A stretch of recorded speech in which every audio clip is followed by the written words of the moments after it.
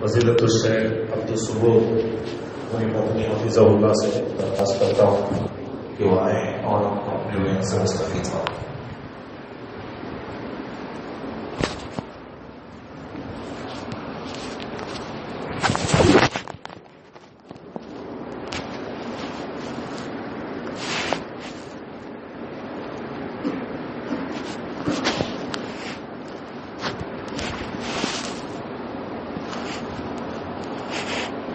السلام علیکم ورحمۃ اللہ وبرکاتہ. الحمد للہ رب العالمین والعاقبۃ للمتقین والصلاة والسلام علی اشرف الانبیاء وامام المرسلین نبینا محمد وعلی آلہ واصحابہ اجمعین. اما بعد.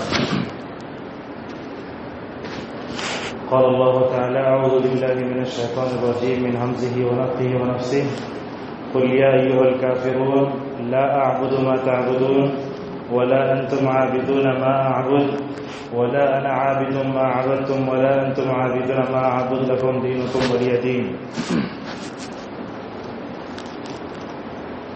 سب سے پہلے اللہ تبارک و تعالیٰ کا شکر ادا کرتا ہوں کہ جس کی توفیق اور اس کی عنایت سے شاید دوسری مرتبہ مجھے اس شہر میں حاضر ہونے کا اتفاق ہوا ہے، اور بڑی خوشی ہوئی کہ اس سرزمین پر آنے کے بعد کتاب و سنت پر عمل کرنے والے اور نبی کریم صلی اللہ علیہ وسلم کی صحیح اطاعت اور صحیح محبت کرنے والے بھی اس شہر میں موجود ہیں.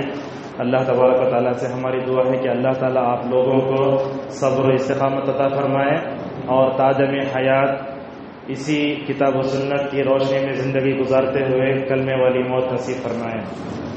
معزز حاضرین، 20-25 منٹ کے درس میں کچھ منتشر باتیں میں آپ کے سامنے رکھنا چاہوں گا. ویسے ابھی 2 دن پہلے شاید جمعہ ہوا ہوگا، خطبہ بھی ہوا ہے، اور بار بار لمبی لمبی نصیحت کرنے سے کبھی نصیحت کی قیمت بھی کبھی کم ہو جاتی ہے. لہٰذا میں 2 صورتوں کے تعلق سے کچھ اہم باتیں آپ کے سامنے رکھنا چاہوں گا. یہ 2 صورتیں قرآن کریم کی، ایک ہے سورۃ الکافرون اور دوسری ہے سورۃ الاخلاص. ان دونوں صورتوں کے بارے میں آپ نے کئی باتیں سنی ہوں گی. اب انہی باتوں کو دہراتے ہوئے مزید کچھ نئی باتیں انشاءاللہ میں آپ کے سامنے پیش کروں گا. آپ کو معلوم ہے کہ اللہ تبارک و تعالیٰ نے پورے قرآن میں 114 صورتیں اتاری. قرآن کی سب سے پہلی صورت ہے سورہ فاتحہ، اور قرآن کی سب سے آخری صورت ہے سورۃ الناس. آپ دیکھو یہ پورے قرآن کی 114 صورتوں میں قرآن کے شروع کی پہلی صورت سورہ فاتحہ اور قرآن کی آخری صورت سورۃ الناس. ان دونوں صورتوں پہ غور کرو. قرآن شروع ہوتا ہے توحید سے، ختم ہوتا ہے توحید سے. یہ بات آپ کو معلوم کرنا چاہیے. کیسے؟ آپ پوچھیں گے قرآن کیسے توحید سے شروع ہوتا ہے، کیسے توحید پر ختم ہوتا ہے، اس کی کیا دلیل ہے؟ میں آپ کو بتاتا ہوں. علامہ ابن القیم رحمۃ اللہ علیہ ایک بڑے عالم دین جو علامہ ابن تیمیہ کے شاگرد ہیں، وہ کیا کہتے ہیں؟ اللہ تبارک و تعالیٰ فرماتا ہے الحمدللہ رب العالمین. اب دیکھیں قرآن کی سورت کی شروع کی پہلی آیت جس میں لفظ رب آیا، اس سے خود معلوم ہوا کہ قرآن توحید سے شروع ہو رہا ہے. ایک دلیل تو یہ ہو گئی. اور ہم نے کہا کہ قرآن کی سب سے آخری صورت بھی ہمیں توحید کا پیغام دیتی ہے. وہ کہاں ہے؟ قل اعوذ برب الناس. یہاں دیکھیں گے سورہ ناس یہ آخری صورت ہے. اس صورت کی آخری صورت کی پہلی آیت میں لفظ رب آیا ہے. تو یہ قرآن کا آغاز بھی توحید سے ہوا، قرآن کا اختتام بھی توحید سے ہوا. لہذا علامہ ابن قیم رحمۃ اللہ علیہ کہتے ہیں جناب محمد رسول اللہ صلی اللہ علیہ وسلم ہی نہیں، اس دھرتی پر نبی کریم صلی اللہ علیہ وسلم سے پہلے جتنے نبی تشریف لائے، کتنے نبی تشریف لائے؟ آدم سے لے کر عیسیٰ تک لاکھوں انبیاء اس دنیا میں تشریف لائے. نبیوں کی دعوت کیا رہی؟ کیا نبیوں نے لوگوں کو زنا سے بچایا، لوگوں کو ناپتول میں کمی سے بچایا؟ یہ تو سماجی برائیاں اپنی جگہ تھیں، لیکن نبیوں کی دعوت کا جو مرکزی نقطہ تھا وہ کیا؟ توحید، ایک اللہ کی عبادت کرو. لہذا جو بھی نبی آیا اپنی اپنی قوم میں سب سے پہلے آ کر انہوں نے اپنی قوم کو سمجھایا لا الہ الا اللہ پڑھ لو، ایک اللہ کو مان لو. اگر تم اپنی دنیا اور آخرت میں کامیاب ہونا چاہتے ہو تو تمہارے لیے سب سے ضروری چیز ہے. یہ کیا دلیل ہے؟ ہر نبی آیا، ہر نبی نے اپنی قوم کو ایک اللہ کی طرف بلایا. کیا دلیل ہے؟ سورہ نحل آیت نمبر 36 میں اللہ تبارک و تعالیٰ فرماتا ہے وَلَقَدْ بَعَثْنَا فِي كُلِّ أُمَّةٍ رَسُولًا أَنِ اعْبُدُوا اللَّهَ وَاجْتَنِبُوا الطَّاغُوتَ. اللہ نے فرمایا کہ قسم اللہ تعالیٰ کی، اللہ تعالیٰ نے ہر زمانے میں رسولوں کو بھیجا، کیا دے کر بھیجا؟ کہ تم ایک اللہ کی عبادت کرو اور طاغوت سے بچو۔ معزز حاضرین، آج کے اس درس میں انشاءاللہ آپ ایک نئی بات سنیں گے، وہ آپ کو بتائیں گے وہ کیا ہے۔ ہمارا جو کلمہ توحید ہے لا الہ الا اللہ، اس پہ آپ کبھی غور کیے؟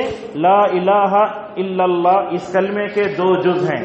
پہلا جز نیگیٹو ہے، لا الہ نہیں ہے کوئی بھی، نیگیٹو ہے۔ الا اللہ یہ پازیٹو ہے۔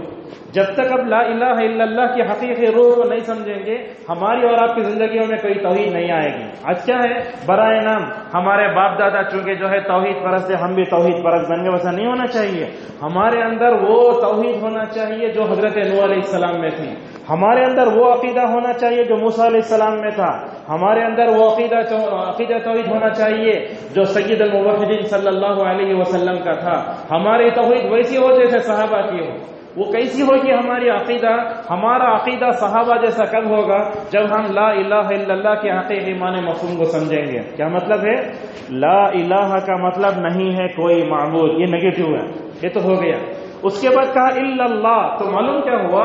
ہمارا کلمہ توحید آدھا نیگیٹو ہے آدھا پازیٹو ہے۔ اس کو اور اچھی طریقے سے سمجھاتے ہیں۔ کیسے؟ ایک بندہ دنیا میں توحید پر قائم ہے، وہ یہ کہتا ہے کہ میری توحید کمپلیٹ ہو گئی ہے، علماء سلف کہتے ہیں کہ اس کی توحید کمپلیٹ نہیں ہوئی۔ توحید کمپلیٹ کب ہوگی معلوم ہے؟ ہم توحید پرست ہیں الحمدللہ، توحید مکمل نہیں ہوئی ہماری توحید کب مکمل ہوگی، ہمارا توحید کب پختہ ہوگی؟ یہ بات بھی یاد رکھو۔ دنیا میں اللہ کو چھوڑ کر جس کسی کی بھی عبادت ہو رہی ہے، جب تک آپ ان سے برات کا اظہار نہیں کرتے اس وقت تک ہماری اور آپ کی توحید مکمل نہیں ہوتی۔ آج دنیا میں دیکھو اللہ کو چھوڑ کر کن لوگوں کو پوجا جا رہا ہے؟ پتھروں کو پوجا جا رہا ہے، سانپوں کو پوجا جا رہا ہے، نعوذ باللہ دنیا میں شرمگاہوں کی عبادت ہو رہی ہے۔ سب برا دیکھتے ہیں ہم دنیا میں۔ جب تک ہم ایک اللہ کو مانتے ہوئے دنیا میں اللہ کو چھوڑ کر جن چیزوں کی عبادت ہو رہی ہے، جب تک ان سے بیزاری کا اظہار نہیں کرتے ہماری توحید پختہ نہیں ہو سکتی۔ اس ملک ہندوستان میں ہم رہتے ہیں، ہماری ذمہ داری کیا بنتی ہے؟ ذمہ داری یہ بنتی ہے کہ ہم اپنے توحید کی حفاظت کریں، اللہ نے جو عقیدہ دیا اس عقیدے پر جم جائیں، اور اللہ کو چھوڑ کر کسی کی عبادت ہو رہی ہے اس سے برات کا اظہار کریں، بیزارگی کا اظہار کریں۔ آپ جانتے ہیں رسول اکرم صلی اللہ علیہ وسلم مکے میں تشریف لائے، پیدا ہوئے۔ اللہ کے نبی صلی اللہ علیہ وسلم نے عقیدے کی اصلاح کا کام کرنا شروع کیا، تو آپ نے جیسے ہی اللہ کے نبی صلی اللہ علیہ وسلم نبی بنے، پہلے دن ہی جو ہے مکے میں کھڑے ہو کر آپ نے یہ نہیں کہا کہ لوگوں سے مسلمان بن جاؤ۔ سیرت کا مطالعہ کرو اور دیکھو، پورے ہوش و حواس کے ساتھ رسول اکرم صلی اللہ علیہ وسلم کا سیرت کا مطالعہ کرو۔ یہ کوئی جو ہے میں اپنے جیب سے نہیں بول رہا ہوں، اللہ کے نبی صلی اللہ علیہ وسلم کی سیرت کا مطالعہ کرنے سے ہمیں معلوم ہوتا ہے۔ رسول اکرم صلی اللہ علیہ وسلم مکے میں 13 سال، کتنے سال تھے؟ 13 سال آپ صلی اللہ علیہ وسلم تھے۔ 3 سال تک چھپ کر کام کرتے رہے۔ یہ نقطہ سنیے، اللہ کے نبی صلی اللہ علیہ وسلم مکے کی 13 سالہ زندگی میں شروع کے 3 سالوں میں چھپ کر کام کرتے رہے۔ علل اعلان آپ نے لوگوں کے سامنے توحید کی بات نہیں بتائی۔ کہاں جاتے؟ چھپ کر، کبھی دار ارقم میں، کبھی مکے کی گھاٹیوں میں چھپ کر جو ہے دعوت دیتے تھے۔ کیوں؟ اگر رسول اکرم صلی اللہ علیہ وسلم چاہتے جب اقرأ باسم ربک الذی خلق تو اٹھ کر کیوں نہیں کھڑے ہو گئے؟ آپ نے یہ نہیں کہا کہ لوگوں سے مسلمان ہو جاؤ، کلمہ توحید پڑھ لو۔ آپ صلی اللہ علیہ وسلم سے بڑھ کر دنیا میں کوئی پختہ عقل کا مالک نہیں ہے۔ یہ بات یاد رکھیے، رسول اکرم صلی اللہ علیہ وسلم کو جو پختہ عقل ملی تھی وہ دنیا میں آپ سے پہلے نہ کسی کو ملی، نہ آپ کے بعد دنیا میں کسی کو ملے گی۔ یہ بات تو مکمل طور پر سب جانتے ہیں۔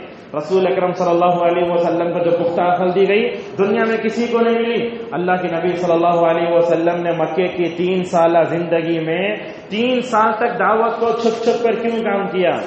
سامنے والا کہے گا نعوذ باللہ رسول اللہ صلی اللہ علیہ وسلم بزدل تھے کیا اللہ کے نبی کو ہمت نہیں تھی؟ کیا اللہ کے نبی صلی اللہ علیہ وسلم نعوذ باللہ اللہ کو چھوڑ کر اس سے ڈرتے تھے؟ یہ تمام سوالات پیدا ہوتے ہیں۔ ان تمام سوالات کا علماء نے جواب دیا۔ کیا رسول اکرم صلی اللہ علیہ وسلم نے چھپ کر دعوت کا کیوں کام کیا؟ آپ کو معلوم ہے ایک ایسے ماحول میں جہاں سارے لوگ 360 بتوں کے سامنے جھکتے ہوں، جہاں دور دور تک توحید کی کوئی کرن نظر نہ آتی ہو، جہاں لوگ اللہ کے بجائے لوگوں کے سامنے اپنے سر جھکاتے ہوں، ایسے ماحول میں اگر کوئی دعوت توحید لے کر اٹھتا ہے تو کیا سارا ماحول اس کا مخالف نہیں ہوگا؟ ضرور مخالف ہوگا۔ اگر رسول اکرم صلی اللہ علیہ وسلم پہلے دن ہی توحید کا کام کرنا شروع کر دیتے، آپ کے لیے 13 سال تک مکے میں رہنا مشکل ہو جاتا۔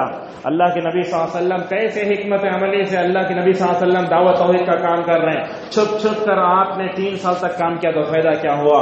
ماحول کو سمجھنے میں پوری مدد ملی آپ کو، ایک تو یہ۔ دوسرا یہ لوگوں کا مزاج کیسے، مثلا جیسے سمجھیے مسجد قباء ہے، یہاں کوئی نیا امام آتا ہے تو یہاں لوگوں کے مسجد کے ذمہ دار کون ہیں، مسجد میں نماز پڑھنے والے آتے کون ہیں، جس محلے میں رہتے ہیں اس محلے کو سمجھنے کے لیے کم از کم امام صاحب کو 1 سال کا مہلت ہونا چاہیے یا 2 سال 3 سال لگنا چاہیے۔ اسی طریقے سے رسول اکرم صلی اللہ علیہ وسلم 3 سال تک مکے میں ماحول کو سمجھتے رہے، اور آپ صلی اللہ علیہ وسلم نے چھپ کر دعوت کام کرنے کا نتیجہ کیا ہوا؟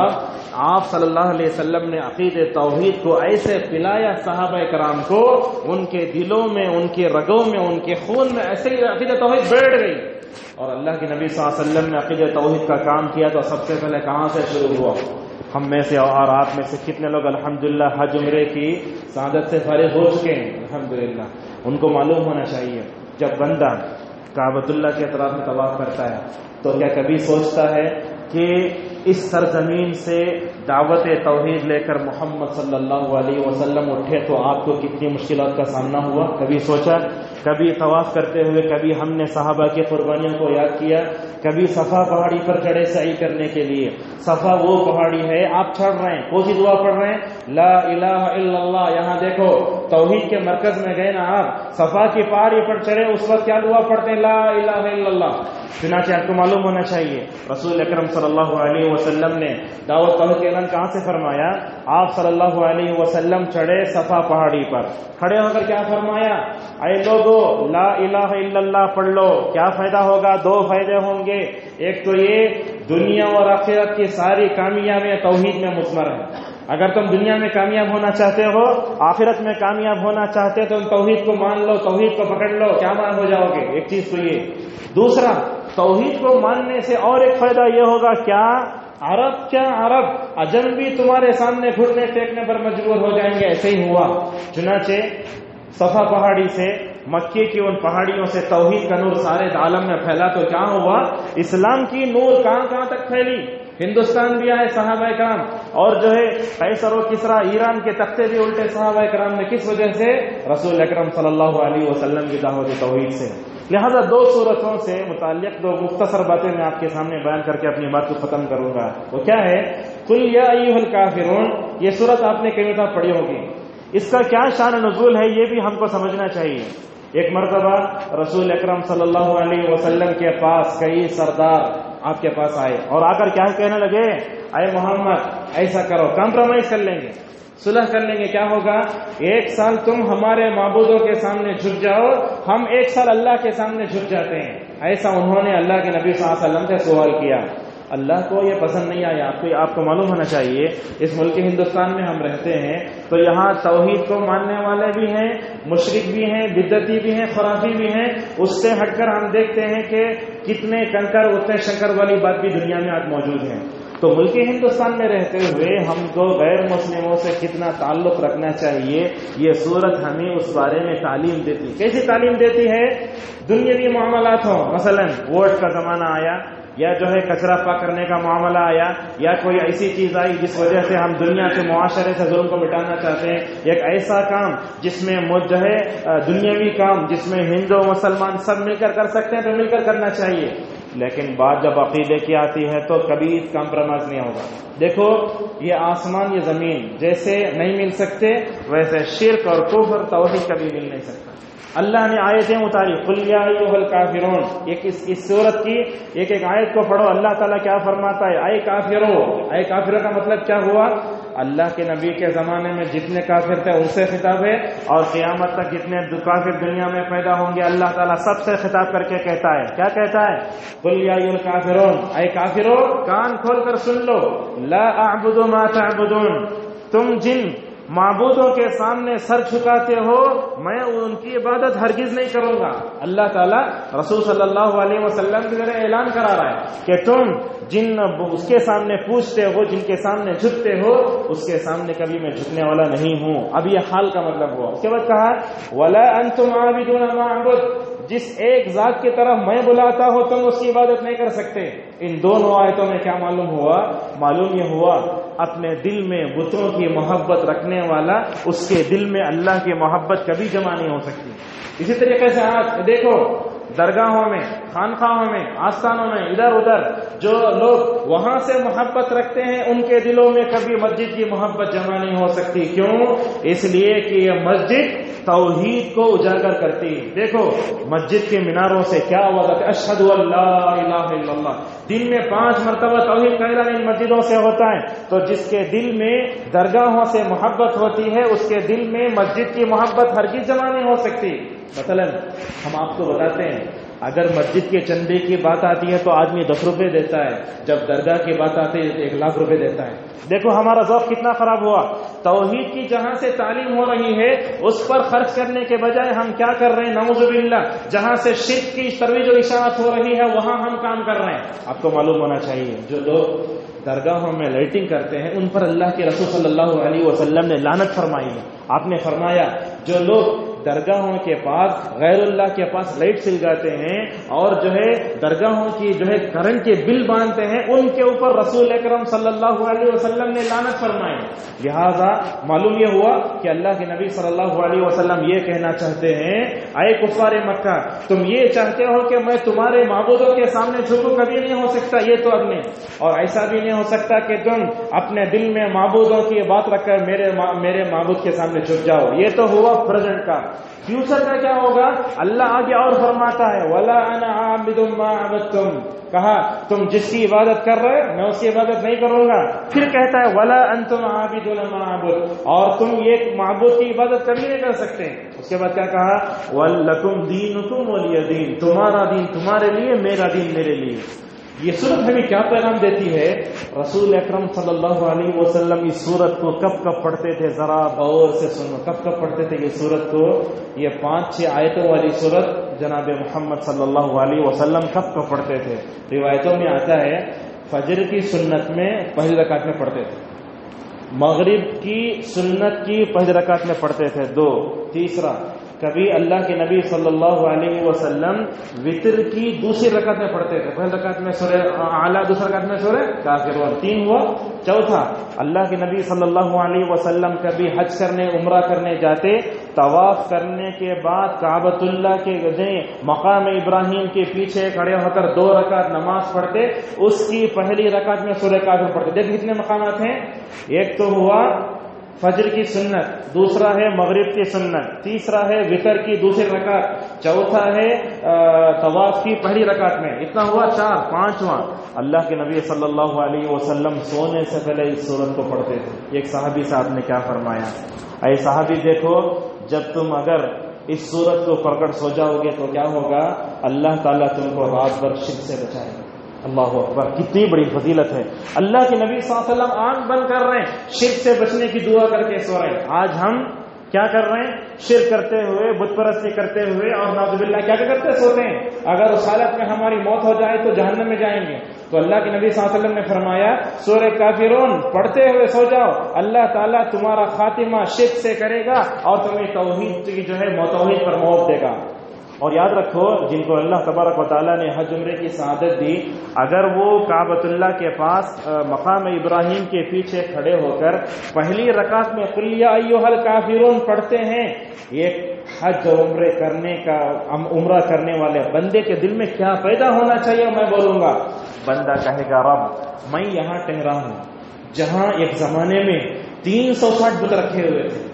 جناب محمد رسول اللہ صلی اللہ علیہ وسلم نے کعبۃ اللہ کو 360 بتوں کے درمیان میں رہ کر 13 سال تک دعوت دی. یہ سب سوچنا بندہ وہاں کھڑے ہو کر، اور یہ بھی سوچنا چاہیے رب میں اس توحید کے مرکز میں کھڑے ہو کر سورہ کافرون پڑھ کر تیرے سے میں اپنی عقیدے کی حفاظت کا سوال کرتا ہوں. کتنا بہترین ہوگی بات.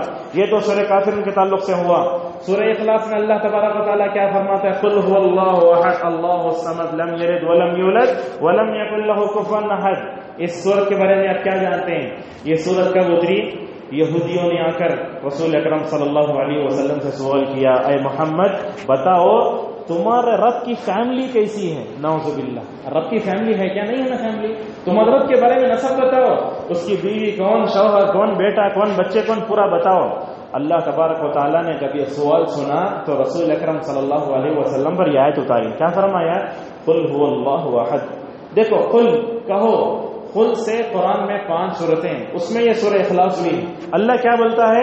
اے پیغمبر اسلام صلی اللہ علیہ وسلم قل کہہ کر کیا بتایا؟ دیکھو اے محمد، اگرچہ تم مکے میں 3 سال تک دعوت کا کام چھپ چھپ کر کرتے رہے، لیکن ایک وقت آیا ہے اپنے توحید کی دعوت اعلان لوگوں کے سامنے اعلان کرو، کہو اللہ ایک ہے. اور معلوم ہے اللہ تعالیٰ نے جب 3 سال تک دعوت کے چھپا کر کام کرنے کا حکم دیا، بعد میں رسول اکرم صلی اللہ علیہ وسلم دعوت سب کے سامنے پیش کرنے لگے. اس وقت سورہ ہود کی آیت اتری، فاصدع بما تؤمر واعرض عن المشرکین. آیت کا مطلب کیا ہے؟ جانتے ہیں کبھی سورج رہتا ہے تو کبھی اس کے اوپر بادل آتے ہیں، سورج کیا ہو جاتا ہے؟ چھپ جاتا ہے. اللہ تعالیٰ کیا فرماتا ہے؟ اے محمد صلی اللہ علیہ وسلم تم اعلان کیسے کرنا معلوم توحید کا؟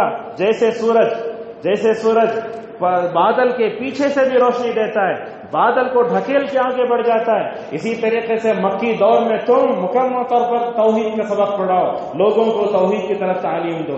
لہذا قل کے معنی میں معلوم ہوا توحید کا سبق پڑھانے اور توحید لوگوں کے سامنے پیش کرتے ہوئے بندے کو کھلم کھلا اعلان کرنا چاہیے. پہلی بات یہ معلوم ہوئی.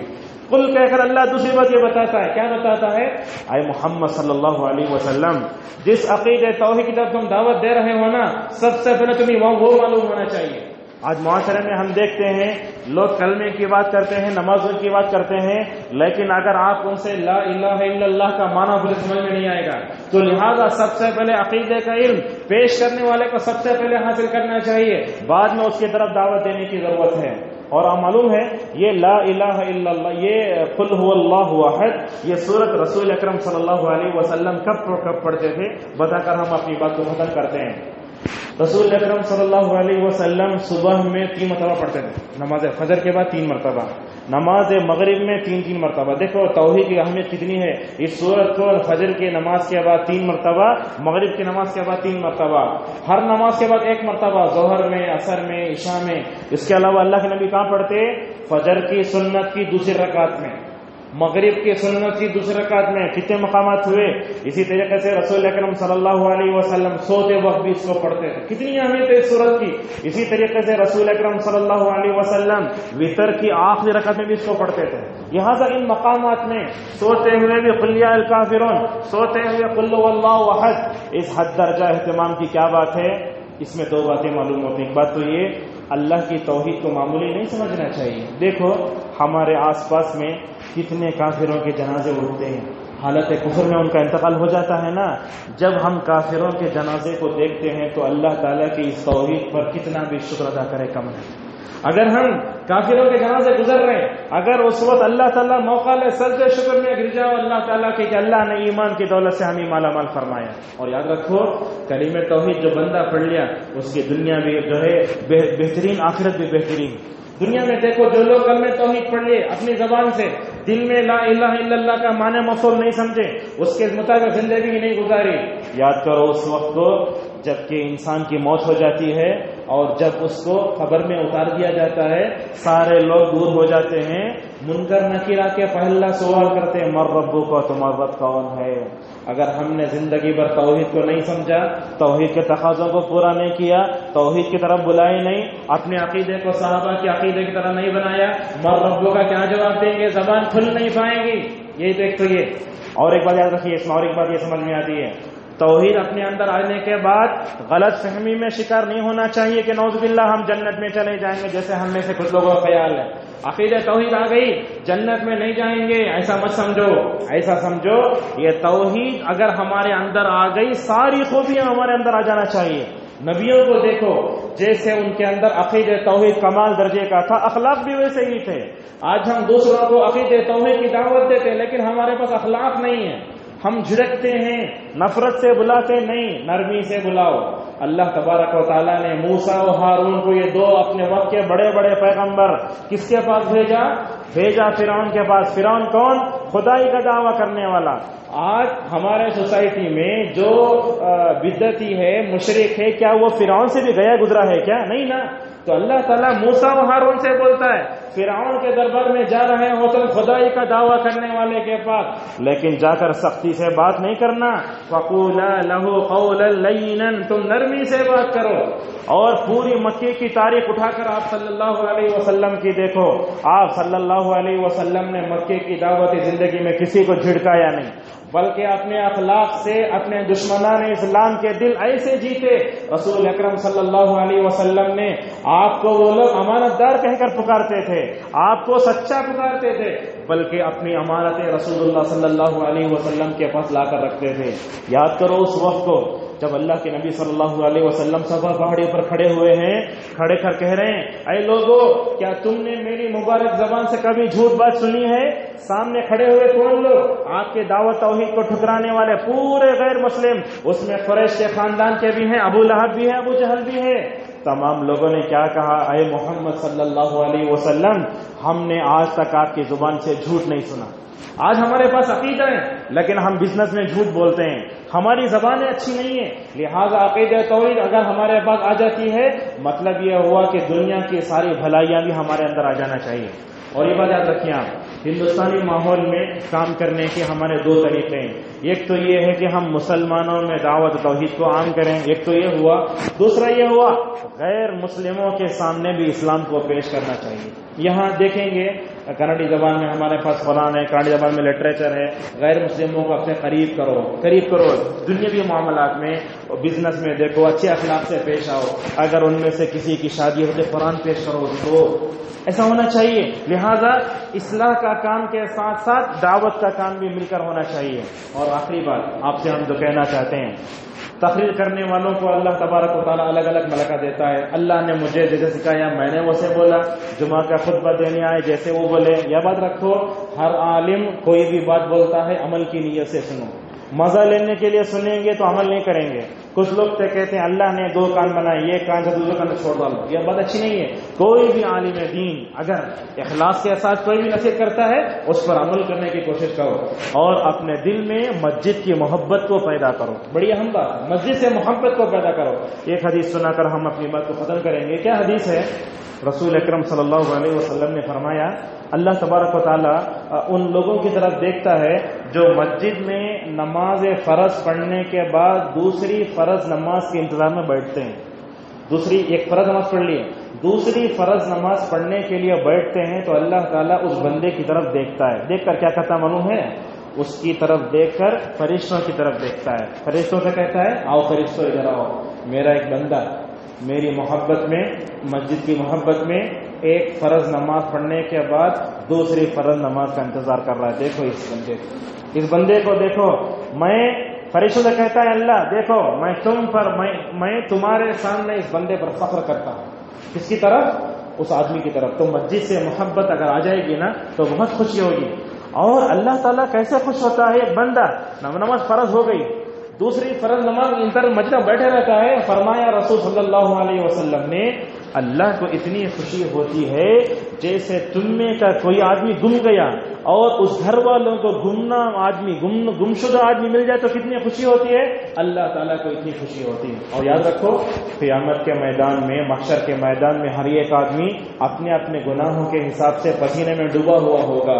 کتنے خوش نصیب ہوں گے وہ لوگ جو اللہ تعالیٰ کے عرش کے سائے میں جگہ پائیں گے. اللہ اکبر. اللہ تعالیٰ کے عرش کے سائے میں جگہ پانا کوئی معمولی چیز نہیں ہے.